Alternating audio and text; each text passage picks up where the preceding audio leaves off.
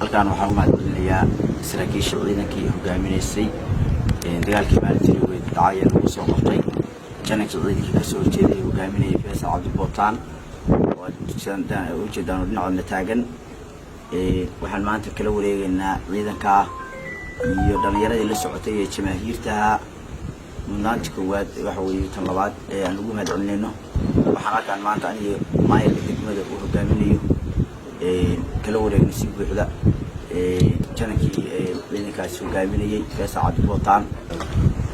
aad baad mahadsantihiin sidaa uu sheegay taliyaha qaybtu waxaan halkan ku wareejinaynaa jananka General Faysal Cabdi Bootaan oo aan ku qabanay dagaalkii aan iskaga horreeyay ee ugu dambeeyay anigoo ah taliyaha lixaad ciidamada SC Khaatumo magacayguna yahay Axmed Cabdiraaxo waxaan halkan ku wareejinayaa iyadoo si nabadgelyo la aan dhaqanay wax sida sharciga aan waafajinay aan wax gudub cid ku sameyn haddana si nabadgelyo waxaan ugu wareejinaynaa maayirkii taliyaha qaybta booliska General Gowrac waa si buuxda halkan ugu wareejinaynaa waa taliyaha qaybta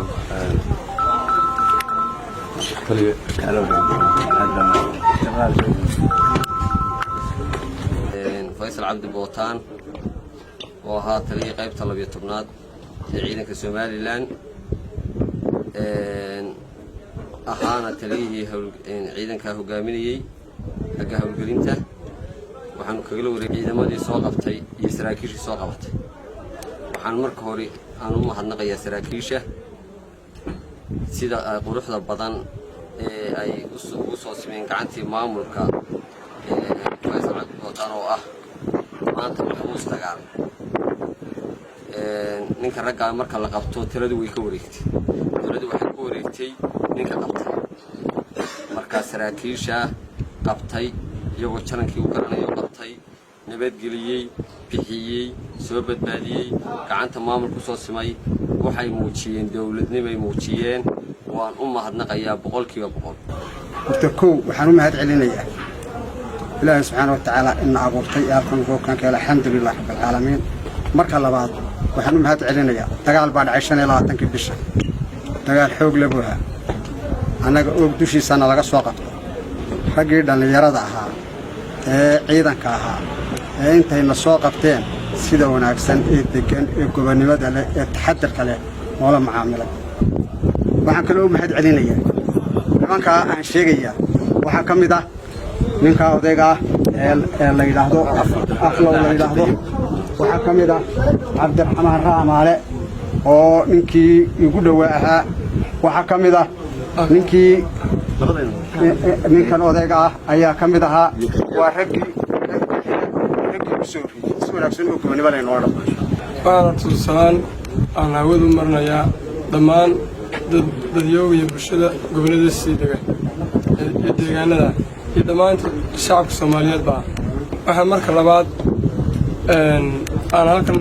ku maamuusayaa dawladda oo dhammaystiran saraakiisha ciidamada taliyihii qaybta booliska xildhibaanadii wasiiradii maayirkii degmada dhammaan ciidankii iyo maamulka marka sidoo kale waxa halkan nala jooga channelkii guud ee ciidanka Somaliland oo magaciisu waa Faysal Cabdi Bootaan isaguna si sharaf leh oo gobonimo leh baan ugu wareejinay si qurux badan oo la soo dhaqanay oo bilaa tacaadi ah oo bilaa hagarliya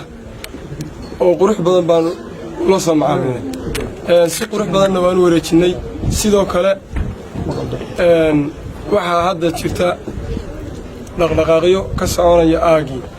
annagu haddaan ku hadlay afka jamaahiirta SC haddaan nahay jamaahiirta SC weli heegan baan nahay waxaana hadda u soconaa annagu haddaan dhaqaaqnaa furimii hore dagaal halkaas aan ku laaban doono insha Allah dhamaantii waxaan yarjinaa guuliga gobonimo